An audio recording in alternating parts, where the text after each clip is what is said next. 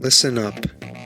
The views, thoughts, and opinions expressed in this podcast belong solely to the podcast participants, and not to any participant's employer, organization, committee, or other group or individual. This podcast is for entertainment purposes only. You know, for fun. So lighten up and enjoy.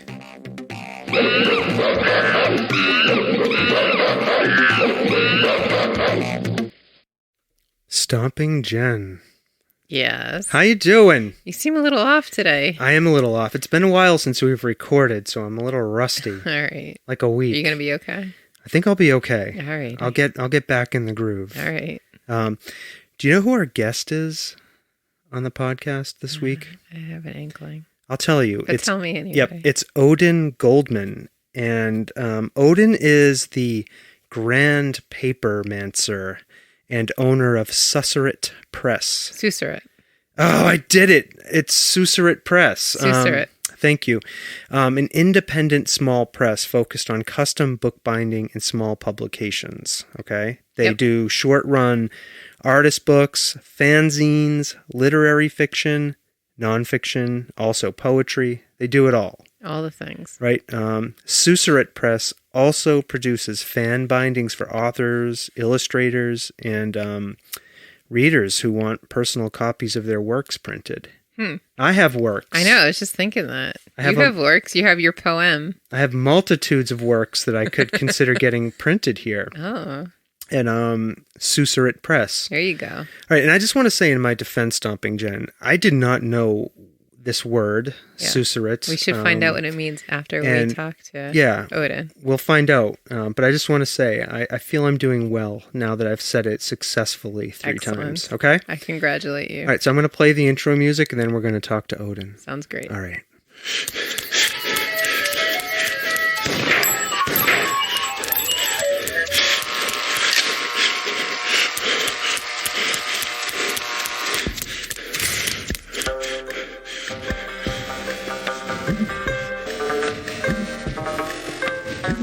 Soft Serve Podcast. Creamy, delicious ideas without the creepy truck. Stomping Jen. You should sing Susurrate Press. Susurrate Press. I've said it again. There you go. Successfully. Now you'll never forget it. No. Hi, Odin. Hello. It's good to be here today. Yeah, thank you. Thank you for joining us, and I do apologize for mispronouncing the name of Susurrate Press. And we had lots of conversation about this prior to starting our recording about how I was going to say it correctly. And I told you that I had never heard that word, Susurrate, before we began corresponding and talking about having you on the podcast. So could you just help us by way of understanding that word a little better? What does it mean? And yeah, absolutely. So susurrate comes from the word susurration, or just susurrate, meaning it's the sound. It's an onomatopoeia. It's the sound that leaves make when they rustle together. And because I'm a bookbinder and books are made of leaves, both in this singular sense of the paper and also from trees, it made sense to name it after the sound, since it's something that I hold very dearly, very fondly. Also, my favorite bookstore growing up was Talking Leaves, and all of these things just, kind of fell in together in a good way. And that's where it came from. I love it. That's so interesting. Was there a particular moment you knew that you wanted to name this company that deals with paper and books and binding Susurrate? Like, was there an inspiration moment? Yeah, I had been thinking really hard and long about what to name my company, because at the time it was just like, I'm making books, I'm doing this thing, I'm publishing things, but what do I sort of put it all under if I don't want to have it under my name? And I had so many bad names that just were not making sense. And I found Susurrate, just the word susurration, And I was like, I think this is it. This makes sense. This is it. And it's been a little bit questionable with marketing because it is such a funny word. Like, people don't know the word. But once they know it, it's a little bit memorable. So that's been good too. But I'm very happy with it. So I'm glad to have it sort of as my representation. This is going to be a silly question, but are there particular kinds of leaves that make a particular kind of susurration that you find particularly appealing or attractive? Oh, I mean, I do love like upstate forests in the fall, of course, when they're, all sort of crunchy when the leaves are drying out, things like that, but not specific trees per se, I don't think. I have a favorite susurration stump engine. Yes, I do. It is the birch tree. And the sound in the fall when the wind is, we have a bunch of birch trees in our backyard. Do? Yes, we do. They're black birches and silver birches. When the wind like passes through them, they kind of like, they like almost shimmer. And it is the best. It is the best sound. Like I look forward. That's my favorite part of fall, actually. I didn't know that about you. Yeah, it's 100% true. I love like sitting out on the deck and listening to the wind pass through the birch trees. You like to sit out on the deck? Occasionally, not often. Who are you? Only after the mosquitoes are gone. So, I know I attempted to talk about what Susurrate Press does, Odin, but I want to give you an opportunity to tell us, maybe in your own words, like who Susurrate Press is and what you want to do with the company. Yeah, so Susurrate Press was kind of founded on the basis of, I have always loved books through my whole life, and I graduated in the middle of the height of the pandemic, like right when things were happening, just starting. Like we finished our semesters online. We had to do all of that, and suddenly there were no jobs. I mean, jobs were already hard to find, and then I was applying to things and getting emails back saying, we're interested, but our city is shut down, so sorry. And I said, okay, well, what am I gonna do? I'm going to do something. And it all started when my friend knit me a hat and wouldn't let me pay for it. And so I said, can I make you a book? I'm learning how to, make nicer books than I have before. And they said yes. And I posted it online and everyone was like, I would like one now, please, actually. And I just started making stuff from there. And it was sort of this wonderful combination of all of the different interests that I've always had. And it's let me start publishing like other people's stuff. I did a publication of a literary magazine for a couple quarters, and we're hoping to get back into it sometime soon, called Rummagines. And that was a really great collaborative project. And sort of all of Susurrate Press is founded on like the hope for collaboration. Most of what I put out right now is just stuff that I'm making. I make one zine a month minimally, and usually have like another piece of art to accompany stuff, whether that is like a piece of writing or a print or something like that. And so my real hope sort of one day is to be able to continue that and publish more people's work more actively and be able to pay artists for their art and support them. The way that like I've been able to start supporting myself with my work. And I actually just finished the 4th revision of a novel recently. And so I'm hoping in the spring of 2023 to publish that under Susurrate Press and sort of just keep on building from there. Congratulations on getting through a 4th draft of the novel. That's amazing. So you're almost there. Almost there. Yeah. I have it submitted to a developmental editor for like sort of a final look over right now, and have a professional copy edit in January. And hopefully after that. Are you keeping under wraps right now what the novel is about, or is that something you can share? Or are you waiting to? I was going to say maybe you're waiting to surprise the world with this. No, I can give at least sort of an overview. It's about a crow who is the size of a boy, basically. And they live in the woods, and they were living with their best friend who rescued them when they were a little baby crow from a pond. And their best friend has recently passed away. And this is their first adventure on their own. So it's a lot about like personal growth and learning to accept love back into your life when you're in like a really vulnerable space, where it feels like everything is sort of all is lost, as well as sort of figuring out who you are. So I've written it to be hopefully a middle grade young adult novel. So I was writing it with a sort of a kid's perspective in mind, but I think one of the things that people really forget is how smart kids are. Yeah.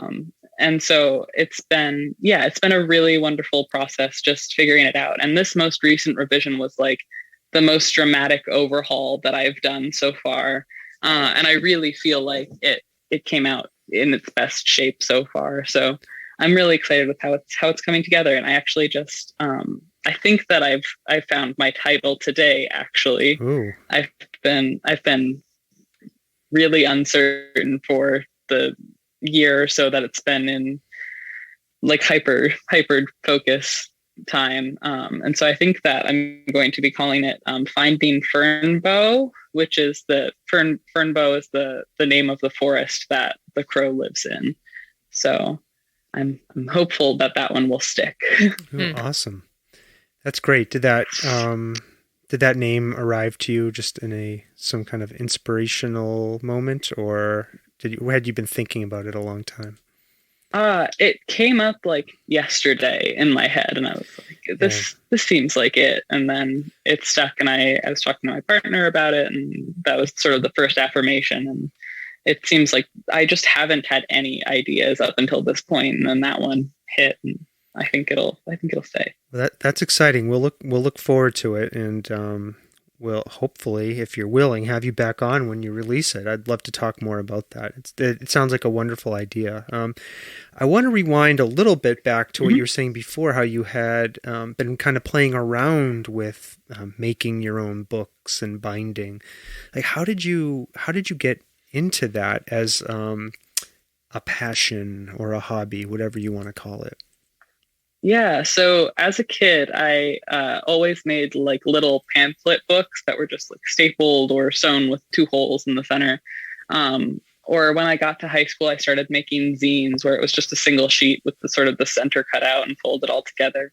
And then right when I was graduating, I started getting into like finer bindings. I did a big project on artist books. So I did a lot of research about different binding methods and different ways that books come together and how they've come together over the years. And started doing these finer bindings. I learned a lot from Peg and All on Instagram. She was just this like incredible resource that started posting tutorials of how to do things. And I kind of learned a lot of my foundations from her. And I just loved it, and I like took to it very quickly, which I was very thankful for. And I think that like a lot of the experience that I had as a kid doing these motions led me into it really well.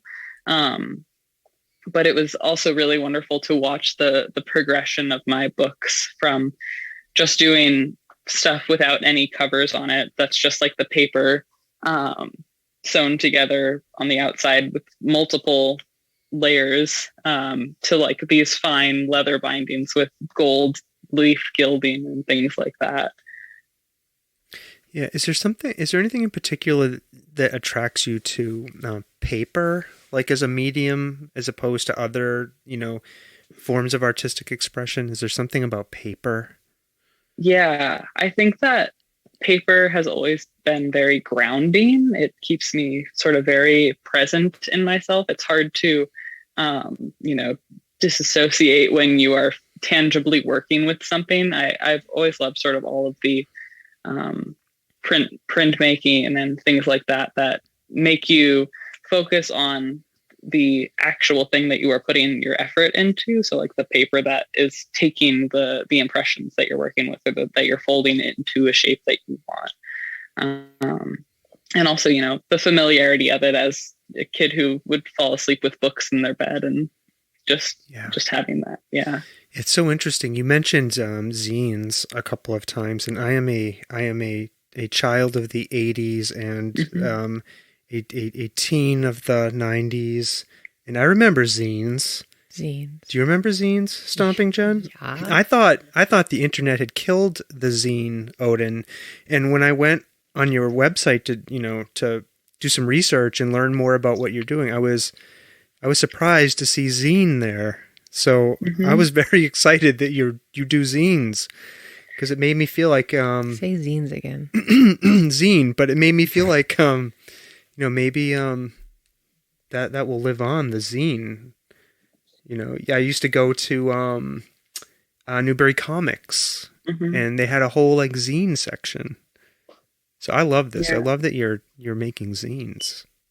Yeah, it's one of my favorite things. I do it at least once a month. I do like one big sort of finalized zine.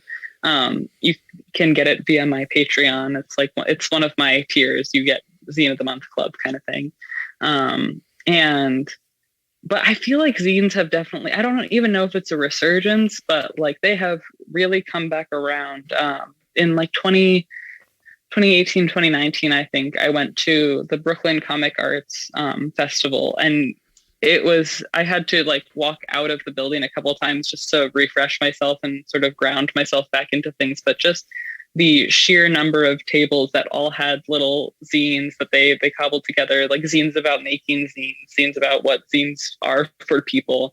I mainly make fanzines myself, or like poetry zines, because it's sort of my most immediate medium, the thing that I'm most immediately drawn to. But it's really incredible. A lot of the local comic book stores that are a little bit more niche tend to have zine sections now again, they're coming back. It's really nice to see.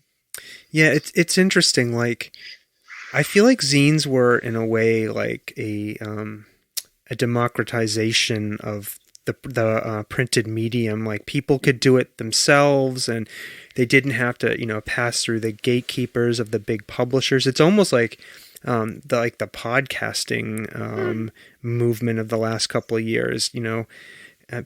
Finally, like, the technology caught up to people's needs to want to like express themselves, and they didn't have to deal with the big radio gatekeepers anymore.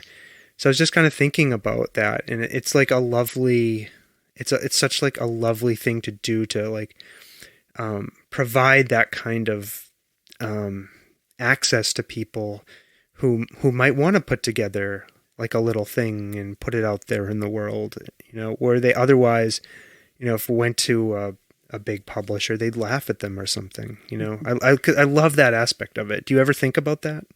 Yeah, absolutely. I actually teach a class on zines occasionally. And it's one of the first things that I go over is like the history of zines and where it came from. And I'm in New York State, right in the capital region by Albany, where we actually have the whole Fact Sheet 5 collection, which is this huge collection of zines. Like, the Fact Sheet 5 was a collection of every zine that could be documented, pretty much. And that whole collection is at the New York State Library. And I've gotten to spend a couple days in there just going through everything. And it's so incredible. And because zines are such a low cost production, I am able to produce them really fast. I can produce them for other people at like little to no cost to myself. The only thing I really have to pay for is paper. And it's such a great community component. I've connected with so many people online through zine swaps, where we just like, trade an address and you get sent zines and you send zines to someone else. And I really try to emphasize, like, use your copier at work. Like, this is what it was founded on. You can do these things without paying for them at all if you're in the right place, Yeah, I mean, it's so funny. It's funny that you say that. My very first professional job out of college, I'm going to confess this now, I printed on my workplace copy machine. Like, at night, I went in there and made like 50 copies of this like 40-page little book I made. that's probably a terrible thing to confess, but No, I'm confessing it in solidarity with you, Odin. Thank you. Yeah, I was gonna say because I've done the same. Yeah. When I started Susurrate, I invested in a printer that could print like an absurd, like thousands of pages on one cartridge. And you pour the ink directly into the machine, so it's very stressful to load up. But I've had to load up once in the 2.5 years that I've had the printer, and I print regularly, so it's been pretty great. But like, there's nothing like a industrial printer, I can't print that fast at home. Right. I can just go there and get them all out, Yeah, for those of you listening, this was in 1998. Oh my God. Okay, so I think the statute of limitations have passed. So don't come after me, please. I covet a large industrial printer. Do you? Yeah. I could see you printing some stuff. So, Odin, when you have a project, someone comes to you and says, I have this zine or a small book I want printed, or maybe it's your own project. How do you start this process of deciding, okay, which paper am I going to pick? Like, how do you pick the paper? Like, and is that a complicated process, or is that a complicated thing to have to start with? Like, I'm very curious about that. Yeah, it can be. And it is like a really important decision. I print a lot of my zines on a heavier paper than traditionally done, and that's because I like market them as art zines, so I like them to be a little bit heftier. But there's nothing like a printer paper zine that just folds together really easily because of its thickness. But the main thing that you decide is sort of what kind of project you're looking at, and how it's all going to come together. So if I'm doing a really big book project, the first thing I like to look at is what color paper we want to be using. Like if we want to use a bright white, or if we want to use a cream or something like that. And if it's an illustrated book, how it's going to come together with that kind of thing. I just printed a book with, it was nearly 900 pages. Oh my God. With I think like 17 full color illustrations. And we did it on pink paper. And it was incredible. Wow. It was the most wonderful thing. Yeah. And it was the book was made with purple leather. So the pink like combined really beautifully into all of that. And this must have been like a custom book, right? Is that like a one-off like project somebody brings to you and is like, I want this book printed. Help me figure this out. Yeah, we actually worked together on that project for almost a year, because I did all of the formatting for them. So they sent me all of the words. They ended up having a revision part of the way through, so I reformatted it. They got a couple extra illustrations in a time when I was like off of production, and so I wasn't working on it as much, so we reformatted it again. And then there was a paper shortage, so we weren't able to like get supplies for a while. But we worked together like one-on-one really closely for the whole time. And because it's such a massive project, it's quite expensive. So it's like we make one and that's it. But it was such a wonderful, it's so wonderful to work one-on-one with the people that the things are going to, because so much love and care gets put into it from both parties. It's just a great experience. Yeah, it sounds like a really special project. I just want to reflect a little bit on the quality of paper. Like it's something you notice. Like I'm holding this cheap printer paper in my hand right now. It's like, okay. But like when you hold or feel like really like heavy, nice paper, it's like very sensual in a way. You're like, you stop and you're like, wow, this is different. This feels different to me, right? Like, have you ever had that sensation, Stomping Jen? Of noticing the quality of paper? Yes, I'm just fucking with you. Okay, I apologize. You're leaving me hanging out here. Like it was intentional. Like I'm a paper creeper. But that is something I've like definitely noticed before. It's like you really stop and you're like, wow, oh yeah, there's something different about this. Yeah. This is a nice piece of paper. Yeah. Do you have like a favorite kind of paper you work with? And I'm interested, like, I guess maybe, all right, help me out here. Paper is made from plants, right? Like trees or other things like hemp, maybe. Like, so is mulberry. there mulberry for real? Yeah. That's a bush, right? Mm-hmm. I had no idea. Is there something unique about that kind of paper? It's there are multiple kinds of it. The kind that I most frequently work with is called Lotka paper, or Lotka, Lotka, and it is a super fibrous paper, and it can be dyed a lot of different ways.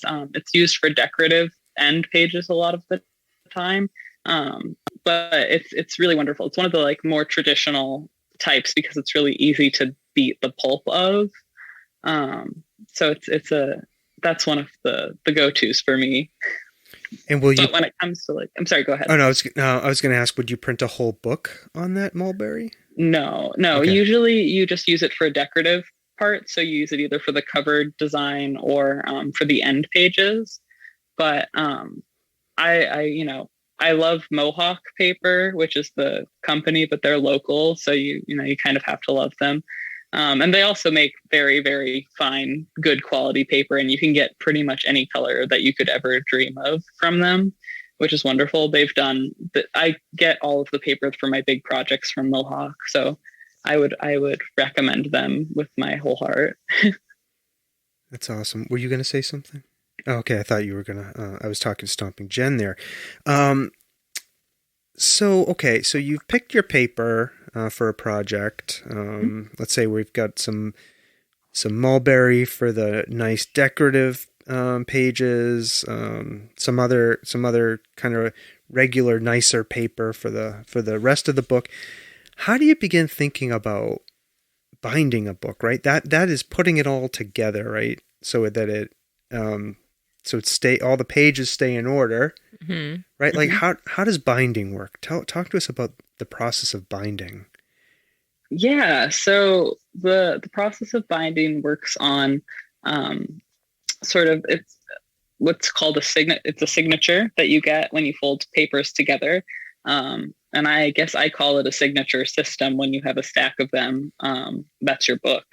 And you have to choose what binding method you want to approach it with. There is like a traditional Japanese stab binding, it's called, where you don't use signatures, you just use the sheets flat and you bind through the spine, or you bind through a chunk of the spine that lays flat. So you lose some of the space that opens the book because you're binding over that paper. But traditionally, when I'm doing a standard book, it's going to be like a Coptic stitch or a kettle stitch, which basically produces lines up the side of the spine where all of the pages are sewn through. Does this mean you actually use like a needle and you manually thread the pages together? Oh yeah. Yep. That's amazing to me. And the paper doesn't like tear? No, if you are only using one sheet, it can tear if you aren't careful. I just actually, when I printed my manuscript, I bound it all together for myself so that I could have a physical copy. Oh, look, there it is. Odin is holding up a manuscript, and there it looks like it is binded with thread of some kind. Yep. Yeah. And I didn't realize it, but the last signature was just a single page. And so I had to be super careful when I was binding it because if I wasn't super careful, it would just tear through it. Okay. And a big part of binding is getting the tension right on your thread. So you have to just be very patient and move very slow when you're using just a sheet at a time. Because some books are bound one sheet at a time, but usually a signature has 4 sheets of paper, which make 16 pages because of the way it's folded together.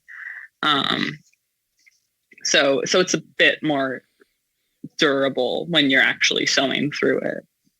Okay, and so that holds all the pages together, and is now there's an aspect of taking those pages, Stomping Jen, and putting them between a cover, right? Is that part of binding too? Like, or is that something? Is that called something different? No, it's all part of the binding process. Okay.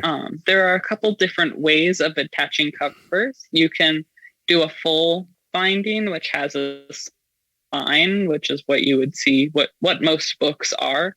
But I can also do like open spine books, which I often do with my more decorative bindings. Like there's a French link where there are X's across the bindings that are really pretty. It's kind of like a weaving project that way. And you want that to be shown off. And so you'll actually sew the covers on. So they're attached. They're attached with the binding. Whereas usually when you're attaching a cover, that isn't sewn on, you're using your glue with the end pages to adhere it down to the book itself.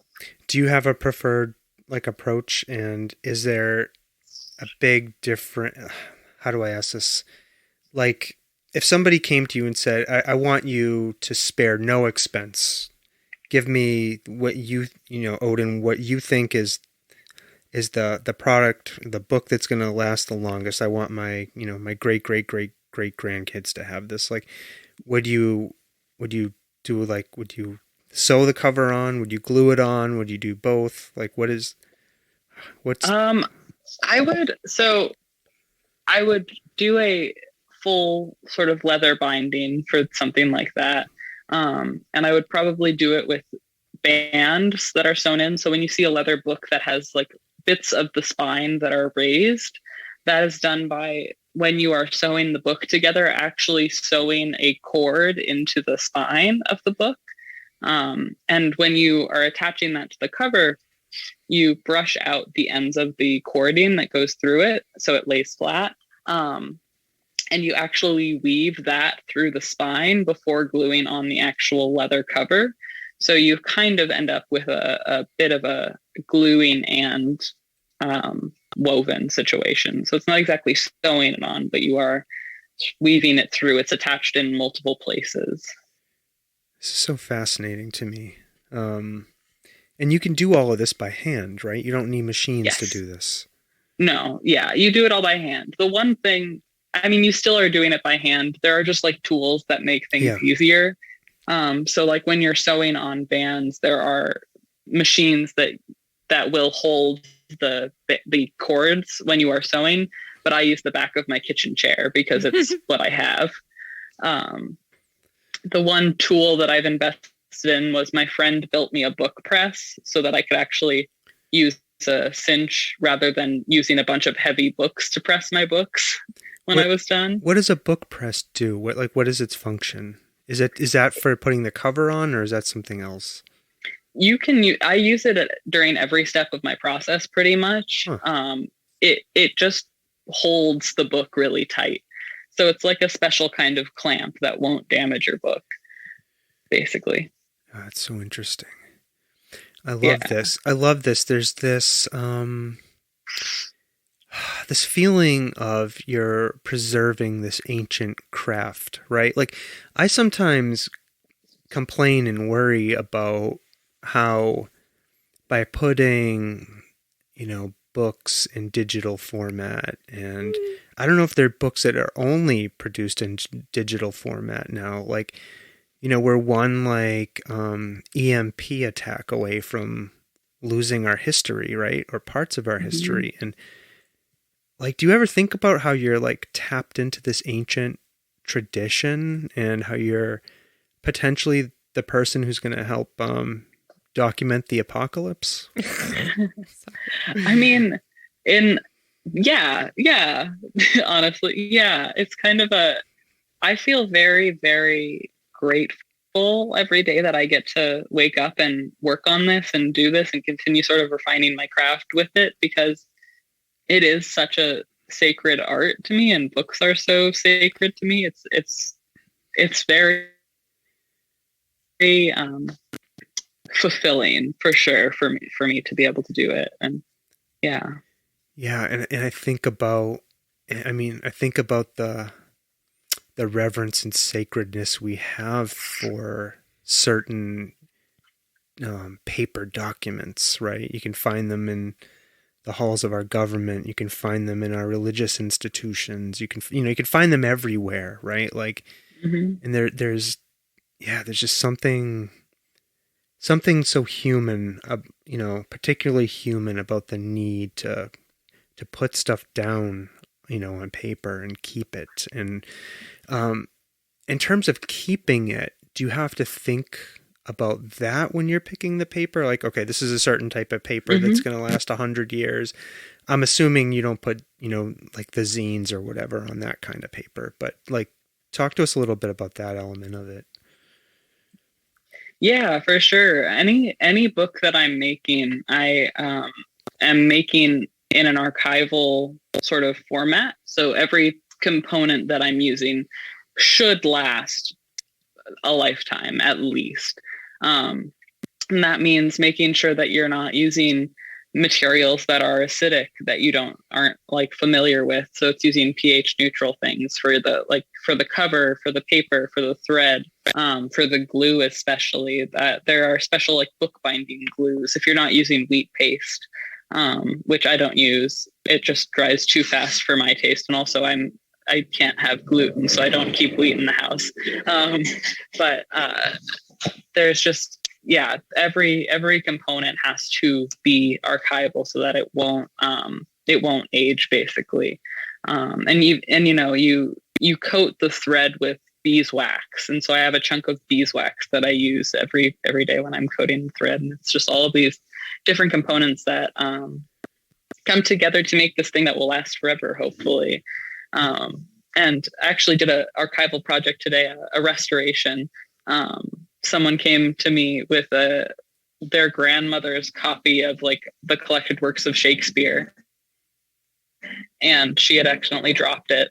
And the cover had completely fallen off, and the front signatures were falling out, and the paper was like so thin, but it has all of her grandma's notes in it and everything like that. So, I had to make sure everything that I was using would match up and that it would all last, and binding it back together. And it was just, it's very cool to make sure that all of your supplies are doing the jobs that they need to be doing as well.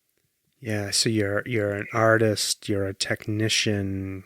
I mean, you have to find a blend of all of that and kind of figure it out. That's amazing.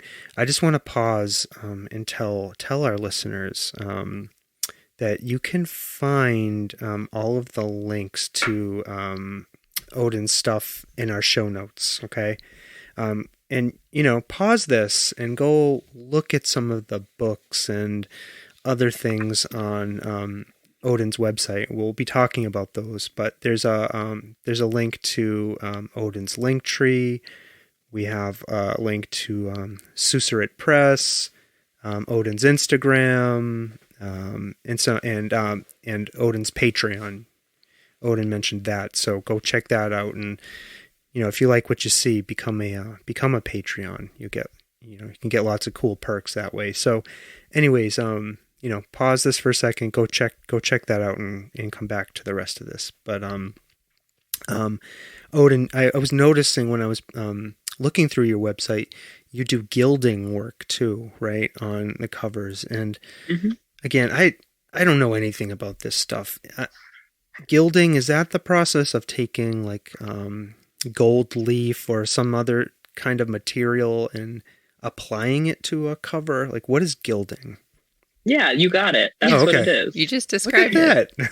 You knew something. I knew something, Stomping Jen. Okay. Oh, the sound's down. Do it again. Celebrate me again. You need more praise. Is that what you're saying? Yes. Always celebrate me. Thank you. So, is that a hard thing to do? And is that just another element as a bookmaker that you said to yourself, all right, I've got to learn gilding. Here we go. Like, yeah, it is the hardest thing, I think. Maybe the second hardest thing, because I think the hardest thing for me is still sewing on end bands. So if you ever look at a book and you see the colorful things that are at the top of the pages, those are called end bands. And usually they're glued on, like they're pre-woven with a machine and then glued on.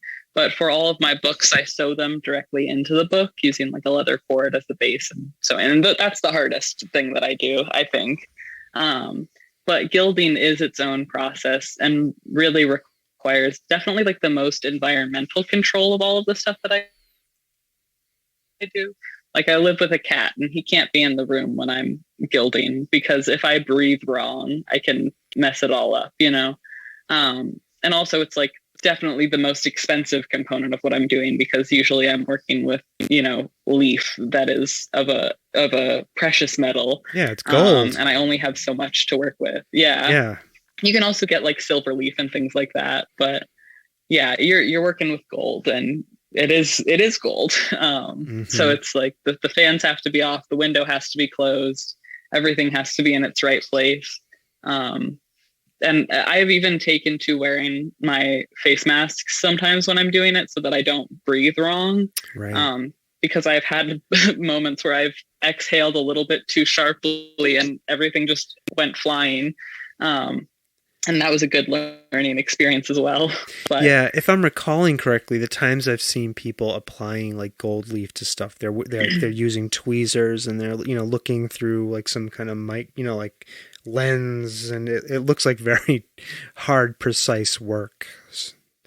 All right, but yeah. So people, if you have a book project and you're thinking about gilding, Odin is the person to talk to. All right, so Odin, as you're gaining experience with this paper and bookbinding, and you know, you're continuing to move the work of Susurrate Press along, what unexpected things have you learned kind of along the way? What have there been big surprises for you? I think that the biggest thing that I've been learning is I've been learning about myself and my own personal boundaries and things like that, and how long it takes for me to do things, both physically and administratively. And the biggest thing I think is being realistic with myself about things that I can do and knowing when to say no, because it is just me doing pretty much all of this. And so, you know, I don't have the resources that a full print shop might have. And I don't have anyone else who's working with me that I can say, like, I need you to take care of this today. So it's definitely been a big learning curve for myself that I started doing in college, because so much of what I was doing through most of my education was self-directed, but it's definitely been a lot about just learning what I can do and when I need to say no, and also just making sure to. I think the other thing is, like, the biggest surprise is learning, like, how much of a genuine connection you can foster with people through something like a book that they just want for themselves or for their family or as a gift. Yeah, I mean, to the latter point, I can imagine, like you described to us, somebody's bringing you this precious, like, book that was their grandmother's and had their grandmother's writing in it. That's a heavy responsibility, and one that you probably can feel kind of the emotional weight of that project, you know. And then I don't know, I don't want to speak for you, but I would imagine you get kind of invested in the client's passion, and, you know, you kind of, maybe, I don't know, do you internalize some of that and it becomes important to you too? And you, like you said, you make that connection. Yeah, I definitely do. And, like, the more invested someone is in the project that I'm doing, the more I feel it. You know, it's so clear to me when someone cares a lot about what they're doing. And also, a lot of the time they wouldn't be coming to me if they didn't care a lot about what we're doing.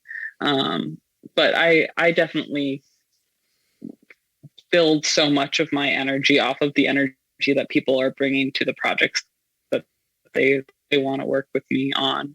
And so I definitely take that in a lot. My favorite thing is when I get to see that in fan binding. So someone writes a fan fiction and they want a personal copy of it. And that was one of my biggest projects to begin with, actually. You can see it. It's like on the front page of my website. It's a Lord of the Rings fan fiction. And it was like 400 pages with like 47 illustrations because it was this incredible graphic novelist artist, Molly Ostertag. It was a dream to work on this project with her. I had been dreaming of it for months because I had been following her Twitter where she was posting updates for this project. And then she finished it and said, "Can anyone bind this?" And I replied to the tweet and said, "I very specifically have been wanting to ask you if I could do this project. Oh, wow. Can I do this?" And she responded to me and said yes, and took me on for it. And I cried the day I got that commission because I was just so overwhelmed with like the excitement that she had for it, and like this artist who I look up to so much. It's just such an incredible process of getting to work with these people who are so excited about their work. Yeah, I love that. And I also like what you said before that too, about like being able to know what the boundaries are so you don't take on too much or run yourself ragged because you got such a meaningful project. Like it's that like learning how to do the work as a professional too, right? Then that's that's never easy. I don't think. Yeah. Because like of course you want to take on all of the projects, but you can't always do that. Mm-hmm. Yeah. So if somebody's listening to this, or and they want to have a book commission done, what do? They just send you an email, contact you on Instagram, contact you through the website? How does that process work? Yeah, you can do any of those things. There is a contact form on my website where you can submit a request, and that'll go right to my email, and I'll respond from there. You can also send me a direct message on Instagram. That's a really easy way of getting in touch with me. My DMs should be open, so you're able to just slide right in. On Twitter, I think they're also open, but sometimes they get lost. So I don't want to, I would definitely recommend the other two methods first, but yeah, you can get in touch with me directly those ways. All right. Awesome. Now, Odin, I also noticed you designed a game that's on your website called The Moth Queen of West Hill. I mean, tell us a little bit about this game, and also why did you take on such a project? Why did you want to design a game? Yeah, so through college, actually, all of my best friends, and still my best friends, were game design majors. So I got really involved with game things through there. Plus, I've always been a big fan of games, both video games and like tabletop games. I played all through high school and middle school and whatnot. But the Moth Queen of West Hill is actually a mystery that I designed for the game Monster of the Week, which is built on the Apocalypse Now tabletop gaming system. So it uses two six-sided dice, and usually a couple players with one person who's leading the adventure. So it's like Dungeons and Dragons, but a little bit different mechanically, but still built on collaborative storytelling. And I had been really wanting to publish an adventure because I run D&D games professionally, actually. So that's just another... Yeah, it's really cool. I run like private games for people who want to have like sessions with their friends. And I also run games at some of our local cafes and things like that. So you can come and play D&D, learn how to play D&D and get into it. That's amazing. But writing a Dungeons and Dragons adventure to publish is a little bit hard because there are so many things that you have to account for, and there's like so much specific information that goes into a session. Whereas for Monster of the Week, the way that you write your mysteries, which is the equivalent of an adventure in Dungeons and Dragons, is that you provide a location, a monster, and like all of the people that this location could host. So it gives you much more of a checklist to work through. And so I had a pantry moth infestation in my house, and I was kind of freaking out about it. And I thought, what a better way to get over this fear than to turn it into a real monster that I can defeat. Yeah, Yeah, And so, having grown up in yeah. a house that was infested with pantry moths, those are real monsters. I just want to empathize with you. Yeah. The other day I was putting out traps and they swarmed me, and I, had a moment where I was like, wow, I did a great job with this monster design, because this is what it feels like. Yeah. Like, I got it. But I really wanted to make an adventure that like people could play easily if they knew the system or if they had access to the system, because it's definitely a system that you can learn while you're playing. Um, and I really love Monster of the Week as a system, because it rewards failure in a way that other game systems don't do as much. So you learn from your mistakes, basically. And that is reflected mechanically. And so it was a really, I loved putting together Moth Queen of West Hill, and I'm really excited. I have another one that I'm working on. I'm going to start working on in August with a good friend. And that one is actually going to have a whole lot more illustration components than this one did. So that's very exciting as well. Is that something, is the Moth Queen of West Hill something that's for sale through your website, or was that just a one-off like type of project? Yeah, it's for sale. Okay. You can get it as a digital download, or you can order a actual physical copy, which comes with like a printed cover that I hand stamp and stuff like that. Cool. I was reading through your website, and I was struck by this description you had of yourself as being an artist who focuses on how physical spaces and memory play into our worldly experiences. And I just wanted to ask you, like, what that meant to you as an artist, and how you play with those ideas as an artist, either through bookbinding or maybe in another space. Yeah, so that originally came from this big project that I did a couple years ago called The Arcades. You can see the videos for that on my YouTube, but originally it was set up in a room where I had two big projectors projecting onto a window and a wall. And it was a big meditation piece on how images and memories can be adapted into your own sort of experience. So if you are experiencing it, it becomes yours in a way. And that, of course, transfers over to all of the work that I do now, and that I view books as very bodily and of the body and of the home. And so every time I make a book, I am sort of basing it off of my own body and experience of the body, and how that's growing and changing along the way. But yeah, that definitely comes from sort of my fascination with memory, and how video and different experiences that we have every day sort of play into the way that we experience the world now. I wanted to ask you this earlier.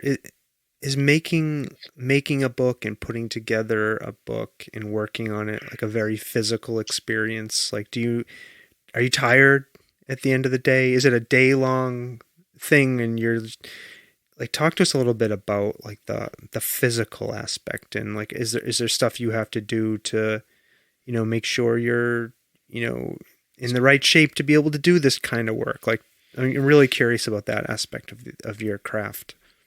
Yeah, I actually wasn't able to do full days of bookbinding for quite a while, because I have like a severe shoulder issue. So there was a lot of time where I was like quite literally disabled and unable to work, because I couldn't make the motions that I needed to do, or if I did, it would like put me into severe pain and things like that. So especially with your hands as well, because you're dealing with a literal needle and thread, and just going through things. I think that anyone who is able-bodied, pretty much anyone could do bookbinding if they want to, but when you're doing it on like a bigger scale, you definitely want to be putting in all of those sort of self-care practices that you put in for other art forms, making sure that you're stretching and moving around. I try to keep my increments into like 2 hours with a break after that. I try not to go longer than that, because you can get really hunched over very easily. you can just really sort of mess up your upper body because you're hunched over a project for too long. So I usually base it on podcast episodes or episodes of, an audio book and chapters like that. So I try to break it up based on things that I'm doing so that I don't spend too much time in one position. Is it easy to drop into like a flow state when you're doing this work and lose track of time? And yes. Yeah. So easy. I remember, especially during like the winter holidays, I tend to get a lot of orders then, and it's wonderful, but I will constantly have projects that I'm working on. And I have done 8-hour days of just straight through, like one book after the next, just binding and letting things sit and going into the next part of it. And it is really meditative in a way, but you also have to make sure that you're listening to your body so that you're not doing anything irreparable when you're in that state. Yeah. Any new projects that you I know you just told us about that new game adventure you're working on, but anything else? You talked to us about your novel. Anything else that you're working on that you wanted to mention that people could look forward to? I think that my novel is the biggest thing. That's like definitely the thing that I am most heart set on. And I think that and my any publications that I'm putting out, you'll see it on social media and things like that.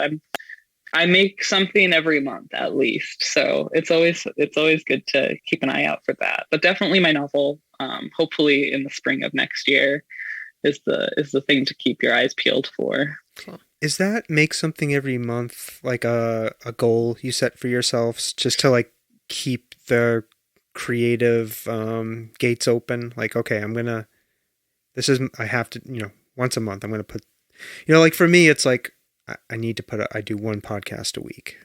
That's what I've decided I'm going to do. And so I was just curious about that. Yeah. I mean, it is both.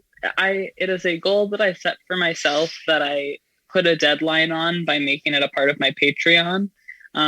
So I have to do it by the end of the month. And if I don't do it by the end of the month, then what are people paying for? Right. And that is a very good motivator for me because I'm very afraid of disappointing people when it's financially dependent.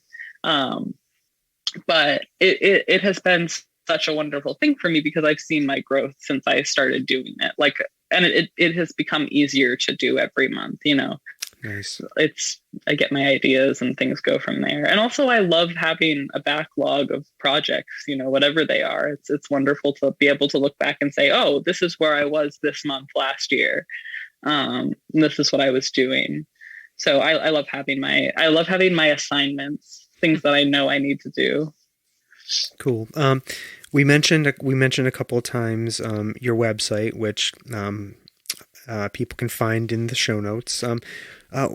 And you have a shop on your website. Mm-hmm. Like, what kind of stuff can people find in there, and if they were interested in buying some stuff from you? Yeah, you will mainly find my zines, and any game publications will be up there. I'm also hoping to start listing my ready-made books because I have a lot of those at the moment, but I took them all down recently because I'm doing a couple shows this summer and I want to keep the stock flexible overall. But you can find a couple of those pre-made books up there. And I've also started making a lot more jewelry. So I have book earrings that you can get that are fully functional. They're just tiny books that you can wear on your ears. Oh, that's cute. I've also started making sets with pens, so you can have a pen in one ear and a book in the other. So it's sort of multifunctional. So those are some of the things that you can find up there. Cool. I love it. And you may not know the answer to this, but where do you want Susurrate Press to evolve? Where do you think it's going? My dream is to continue doing what I'm doing now, but then also get to a point where I'm able to publish other people's novels. I would love to be able to publish full-length works of other people and get them sort of money they deserve, the work and admiration that they deserve, the praise that someone who writes a novel should get, in my opinion. I would really love to be a small press publishing house. I would like to make that happen. I love it. I love it. I think more books in the world is a good thing. Right, Stomping Jen? Absolutely. You read on a Kindle. This is all that keeps going through my mind. So Odin, and I hate reading on a Kindle. I've been afraid to say this to you. This is going to be a confession. Stomping Jen said it. I read everything on a Kindle. And the other day, I was talking to somebody. A topic I'm really interested in is UFOs. Okay, don't judge me, please. I was telling somebody I read this really great book about it, and then I thought to myself, I can't lend it to you because I'm not giving you my Kindle. That's not happening. That's my Kindle. Mm-hmm. But this is the problem. I just don't understand how you read books on a Kindle. I know. Anyways. I mean, lots of people do it. I don't behoove these people either. I like having a book in my hand. I know. I feel like you're going to be mad at me. I feel like they take up a lot of room. That's all. You don't like having things. I know. You don't like things. I like things. I'm a collector. All right. Well, I am genuinely happy you're filling the world up with books, Odin. And I hope you're able to put more of them out into the world. And get my book on your Kindle when it comes out. I don't care. I use a Kindle, Oh, yeah. Okay. Well, I don't feel so guilty then. I still have more books than I have space for, but I do think that e-readers have their place, especially accessibility wise, because it is not possible for everyone to hold a book or anything. Like there have been times in my life where it wasn't possible for me to, and I'm pretty healthy overall. Right. So I think that there is a lot of power, and also when you travel, it's great to have, that they have their place. That's a good point. Thank you. I appreciate that. All right. Before we move to our last two questions, is there anything else you wanted to tell us or make sure that we talked about? No, I think we did a really good job. I think we covered everything. Awesome. All right. Thanks. Okay. Our last two questions, and these may or may not be related to books. I don't know. It will depend on how you answer them. So when you're not working on Susurrate Press, what do you like to do for fun? What are those things you like to do for that bring you joy, help you reconnect with yourself? I love reading and I love playing video games. I've been so deep into Skyrim for the past long time. I don't even have a date range on that, but that has been one of the most sort of centering things that I've had lately, which is funny because it's a video game, so it feels funny to say that is so centering, but I love running around in my little made-up world. Yeah. Do you play on the PC? Do you play on the PC or do you play on a console? I play on the Switch, actually. Oh, cool. Because I don't have a PC right now. But the Switch works better than the PS3 that I originally played it on, so nice. I can't complain. Yeah. And then I also have a weekly D&D game that I don't run. I just get to play in, and that is my favorite thing of all time right now. My DM is so wonderful. The game master who runs the whole thing. And everyone who I play with is just like the light of my life, just gems in the sky, It is such a wonderful, wonderful space to play in and get to run around in your fantasy land. It's just like a very grounding experience to be with other people as well, especially after so long of not being able to be inside with others. Getting to do that every week is just wonderful. Yeah, I totally feel you. I have a weekly video game group that I'm part of, and we, how long have we been doing this? Like 15, 16 years? A long time. And some of these folks are people I went to nursery school with, and every week we meet up online and just, play our video games for a few hours. It's so wonderful. It is such a great experience. Okay, our last question, Odin, I promise. So what have you experienced that you can't explain. So this could be a paranormal thing. It could be anything else. Anything pop into mind? Oh, I mean, I've definitely had ghost experiences for sure that I can't explain because they're ghosts in multiple spaces. I went ghost hunting when I was in 7th grade, and we had a really active experience on that trip. But even since then, I lived in a funeral home before my current house experience. My last apartment was in an old funeral home, and it was almost 100% haunted. Like, I feel like I woke up in the middle of the night once and had a figure across the room, you know, not a bad figure, but just there are presences around. And I think that there is something to be said for energy that can't be explained, because where is it going to go? Mm-hmm. You know, I think that there's a lot to say for ghostly activity. Thank you. I love that. Yeah. And I'll remind our listeners that I do see shadow people occasionally. So I see shadow people. All right.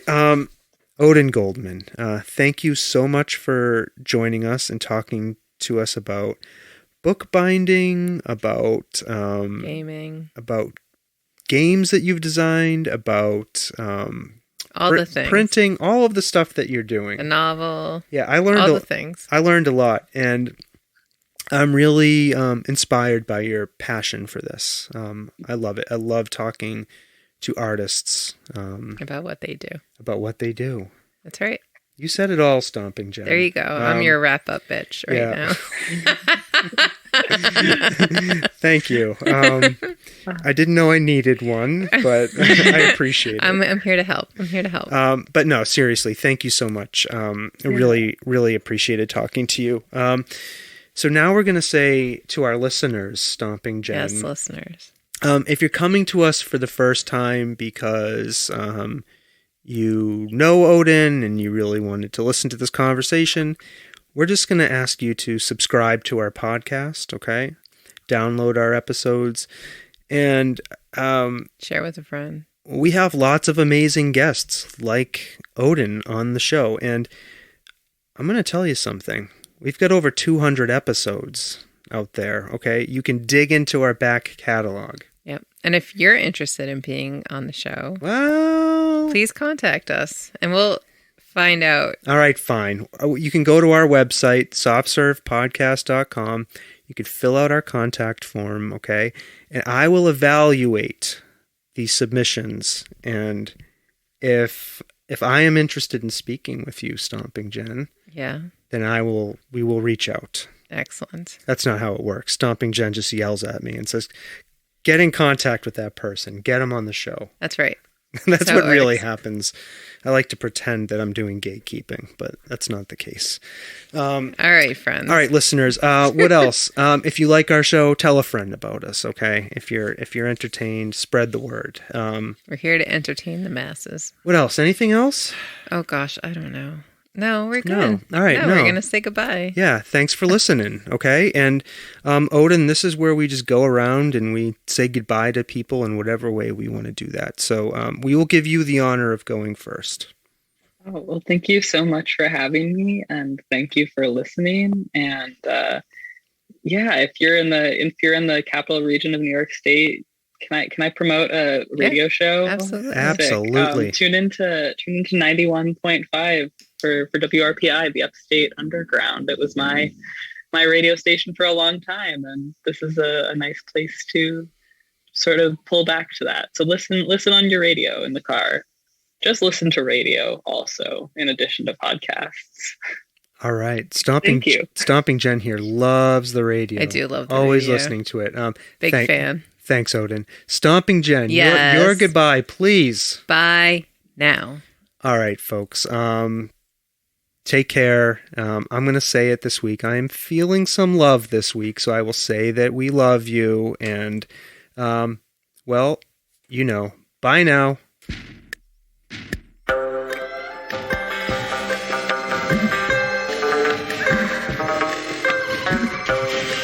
This world of ours, ever growing smaller, must avoid becoming a community of dreadful fear and hate. Those who have freedom will understand also its heavy responsibility. That all who are insensitive to the needs of others will learn charity, and that the sources, scourges of poverty, disease, and ignorance will be made disappear from the earth. And that in the goodness of time, all peoples will come to live together in a peace guaranteed by the binding force of mutual respect and love. I shall never cease to do what little I can to help the world advance along that road.